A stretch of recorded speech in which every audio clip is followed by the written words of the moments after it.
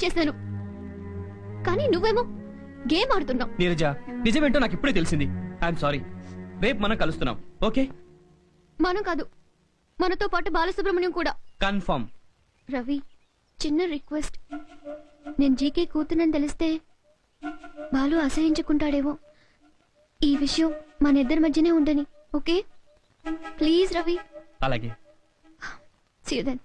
Bye. Bye.